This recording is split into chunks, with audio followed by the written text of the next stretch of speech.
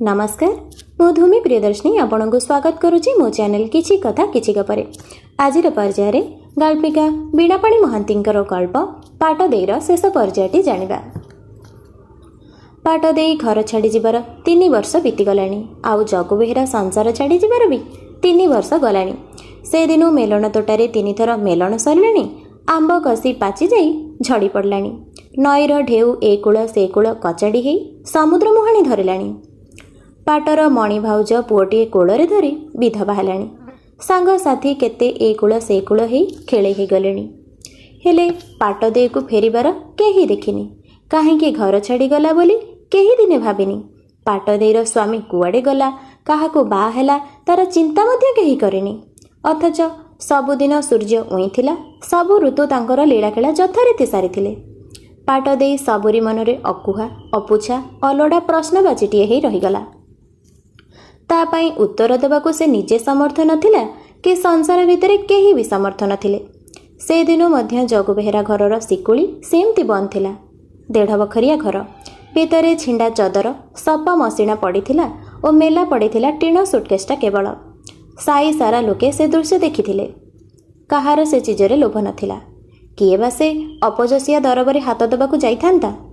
रातिरे भूत प्रेत को डर काहार नथाए जे दुर्भाग्य को गार शेष मुंड को घरटा थिला जगु बेहेरार। दांड द्वार मुहरे फुटुथुबा तराट गछर फूल भी से दिन फुटु नथुला जे कि हेले आकर्षि जाई दिटा तोली आनिथांता। आउ सेई बाहानारे सिकुलीटा खोली देई पाट देहर जिनसपत्र तनखी नेइथांता। ए कणा होई घरटा दिने भूतखाना परि आखि को दिसिला। सेपट रास्ता देइगला लोके माई अंधारे पाटदेईर धोब सरसर देह को देखिले। नहेले जगु बेहेरार हेंटालिया डाकू बेले बेले शुणी मध्य पारिले। हठात दिने चारिआडे चहल पड़ीगला। 3 वर्ष मने हेइथिला 3 जुग। पछ कथा ठीक ठीक भावरे मने पड़ु नथुला। न जानिला लोके रंग मिसई 7 रंगरे कथा कहिले। जानिबा सुनिबा लोके त्राही त्राही डाकर छाड़िले। काहेकि ना सकाळु दिने देखागला पाटदेई दांड बारंडा ओळौची। 2 वर्षर छुआ पुओटी आंगुठी 2टा पाटिरे भरे ता पछे पछे धाइंची। पाटदेईर अंटा पाख टिके मोटेई जाइची। मुहरे पेटरे माउस टिके लागिची। हेले आखि 2टा सेमती आग परी लुह डब डब होई बोबालिया कोहरे भांगी पड़ुची। खबरटा निमिषकरे चतुर्दिग व्यापीगला। जगु बेहेरार छतरकू जाइथिबा झियो पाटदेई घरकू फेरी आसीची। सांगरे आनिची पुणी पिलाटिए। निजर हेइथिबो नहिले काहेकि आनिथांता। चंद्र उदिया बरकू छाड़ी जी राति अधरे पळेई आसथिला से कोन खाली तुच्छारे आसीथिला। बाप घरे भी से रही पारिलानी। काहा संगरे सलासुतरे ही पुणी घर छाड़ी पळेई गला। किए भला ताकू सारा जीवन दानाकना देई पाली पोषी रखी थांता जे। बयस गड़ी जाउची पाटदेईर। देह खटेई जीवन काटिबाकू आउ तार ताकत नाही। शेषकू से बाप घरकू आशा करी लेउटी आसची।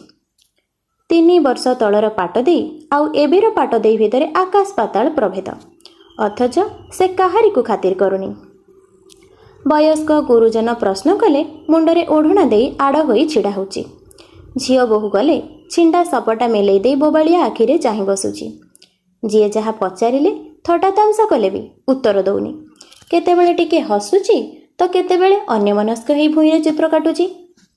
समस्ते कहिले असती कलंकिनीटा। केमिति जीवन काटिबो काटू काहार कि जाय आसे। सासु घरु स्वामी को छाड़ी आसिला परे मा होई गेलेई हबार कहानी केही सुनिनी। सेथिरे पुणी एते गर्व अहंकार। राम राम धर्म सहिबनी। पाटदेई कण स्वर्गर ठाकुराणी जे सबु अनियम को नियम करदेव। सबु अकाहाणी को कहानी करदे संसार रे बंची रहिबाकू स्वप्न देखिबो। छी छी कि अलाजुक कथा। पाटदेई को कण जहर टिके मिलिलानी। सबु कथारे चुप रहिले कण ए संसार रे से बंची पारिबो। पाटदेईर 3य श्रेणी शेष करिथिबा पाठ ए विषय ताकू कौनसी सठिक ज्ञान देई पारिलानी। एणे बाप भाई नाहांती जे किए तार पिठीरे पड़ी साहा हब। शेषको दिने गाँ बाला निष्पत्ति कले पाटदेई गाँ छाड़ी चली जीव जदि तार जीवन रे आशा थाए। नहेले जगु बेहेरार से घरटाकू निया लगेई पोड़ी दिया जीव। गाँ झियो बोहूंकर इज्जत को 2 पैसाठू हीन करी पाटदेई काली बोली हेला परी सबुरी मुहरे। से दिन माछी संज बुड़े साईबाला मेली करी जेतेबेले पाटदेई द्वार मुहरे छिड़ा ही कैफत मागिले से छिंडा लुगा कानेटा मुहरे चापी धरी कहला हाँ हाँ ए पुओ मु जन्म करिछि। ବାହା ହେଲା ବାସି ଦିନ ଯେତେବେଳେ ମୋ ସ୍ୱାମୀ କଲିକତା ପଳେଇଲା, ଶାଶୁ ଶ୍ୱଶୁର ମୋତେ ଗୋଟେ ଘରେ ବନ୍ଦ କରି ଉପାସ ଭୋକରେ ରଖି 15 ଦିନ ମୁହଁ ଚାହିଁଲେନି। ରାତି ଅଧରେ ମୁଁ ଲୁଚି ପଳେଇ ଆସିଲି ବାପା ପାଖକୁ। ସେ ବି ମୋତେ ଦେଖି ଘାବରେଇଗଲା। ଯେତେ ଦିନ ତା ପାଖରେ ରହିଲି ସେତେ ଦିନ ସେ ସମସ୍ତଙ୍କଠୁ ଗଞ୍ଜଣା ଶୁଣିଛି। ମୁଁ ବି ନାନା ଅପବାଦ ଶୁଣିଛି। ମୋରି ପାଇଁ ଏ ବୁଢ଼ା ବୟସରେ ସେ ହାଡ଼ ଭାଙ୍ଗି ମୂଲ ଖଟିଛି, ହେଲେ ପେଟ ପୁରିନି କି ଲାଜ ତୁଟିନି। ପାଟ ଦେଇ ଛେପ ଢୋକିଲା।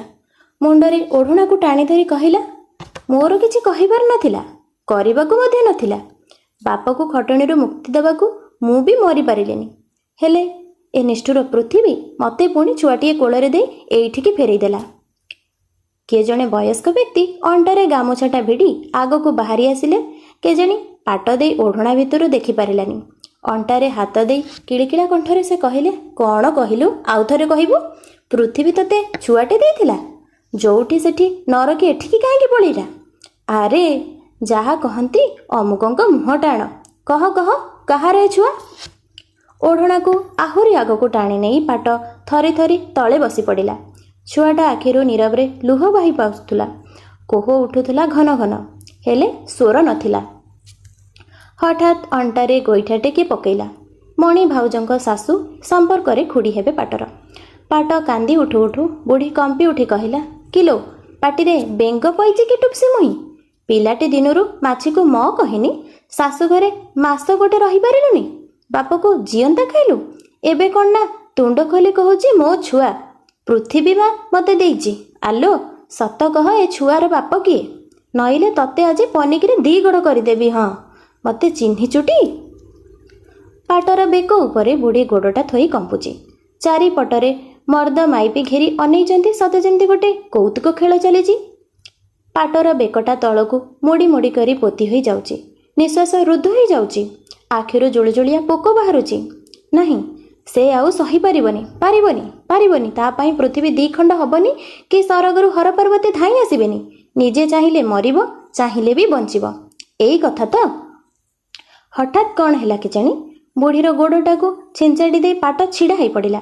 ସିଧାସଳଖ 5 ଫୁଟିଆ ବୟସ୍କା ନାରୀଟିଏ ପରି। ମୁହଁରେ ତାର ଦମ୍ଭ ଆଉ ଘୃଣା ଫେଣ୍ଟା ଫେଣ୍ଟି ହେଇ ବାଇଗଣୀ ରଙ୍ଗ ଉକୁଟି ଉଠିଲା। ଗାଁ ସାରା ଲୋକଙ୍କୁ ନିରେଖି ତରାଟି ଚାହିଁ ସେ କାନ୍ଦୁରା ଛୁଆଟାକୁ କାଖେଇ ନେଇ କହିଲା, ଏ ଛୁଆର ବାପ କିଏ ପଚାରୁଛ ତ? ଏ ଛୁଆର ବାପ ତ ହେଇଠି ସମସ୍ତେ ଛିଡ଼ା ହେଇଛନ୍ତି। ରମୁ, ବୀରା, ଗୋପୀ, ମାଗୁଣୀ, ନରିଆ ଆଉ ତା ପଛକୁ ସେଥିରୁ 2-4ଟା ସଭିଏଁ ତ। କେମିତି କହିବି ଛୁଆର ବାପା କିଏ ବୋଲି? ଦୋଳ ପୁନେଇ ରାତି ମେଲଣ ଭିତରୁ ଯେତେବେଳେ ପାଲା ଲଢ଼ି ଲାଗିଥିଲା, ସେତିକି ବେଳେ ତ ଏଇ ରମୁ ଗାମୁଛାଟା ମୁହଁ ମୁହଁରେ ମାଡ଼ି ଦେଇ ଶୂନ୍ୟ ଶୂନ୍ୟ ଟେକି ନେଇଗଲା। ମଶାଣୀ ହୁଡ଼ା ତଳକୁ ନେଇ ସେଇ ବୁଦାମୂଳେ ଏଇ ସମସ୍ତେ ତ ମୋତେ ଘେରି ଯାଇ କଣ୍ଟାରୁ ମାଉଁସ ଛଡ଼େଇ ଗବଗବରେ ଖରି ଖାଇଗଲେ। ପାଟି ବନ୍ଦ ଥିଲା, ହେଲେ ଚେତା ପଡ଼ିବା ପୂର୍ବରୁ ଏମାନଙ୍କ ମୁହଁ ଜହ୍ନରାତିରେ ଠିକ୍ ମୁଁ ଚିହ୍ନି ପାରିଥିଲି। ହେଲେ କାହାରିଆ ଛୁଆ କେମିତି କହିବି? ପଚାର ସେଇ ହରିଆ ବାଉରୀକୁ, ଯେ ସେମାନଙ୍କଠାରୁ ଟଙ୍କା ନେଇ ମୋତେ ଛାଡ଼ି ଦେଇ ଆସିଥିଲା କଟକରେ। କେବଳ ବାପକୁ ନିନ୍ଦା ଦେବିନି ବୋଲି ମୁଁ ଏତେ ଦିନ ଆସିନଥିଲି।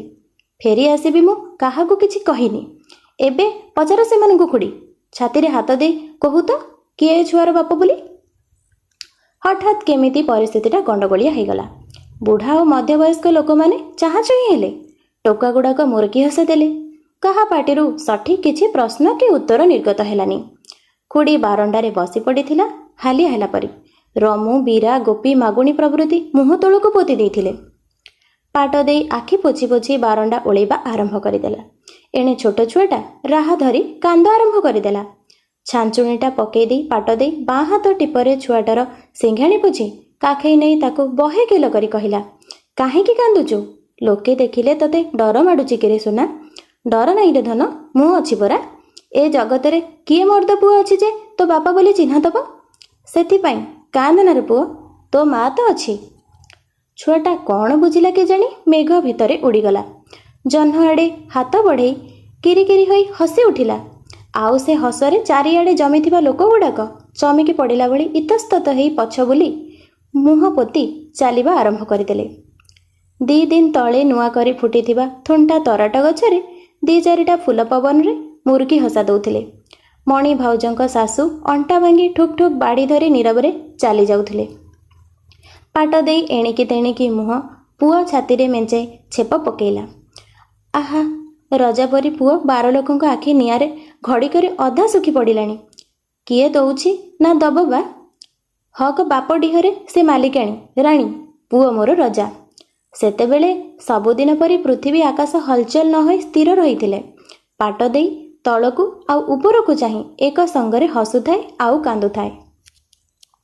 ଆଜିର ପର୍ଯ୍ୟାୟରେ ଗାଳ୍ପିକା ବୀଣାପାଣି ମହାନ୍ତିଙ୍କର ଗଳ୍ପ ପାଟ ଦେଇ ଗଳ୍ପଟି ଆମେ ସମ୍ପୂର୍ଣ୍ଣ ଭାବରେ ଜାଣିନେଲେ। ମୁଁ ଆଶା କରୁଛି ଆଜିର ଗଳ୍ପଟି ଆପଣଙ୍କୁ ନିଶ୍ଚିତ ଭାବରେ ଭଲ ଲାଗିଥିବ। ରହୁଛି, ଧନ୍ୟବାଦ।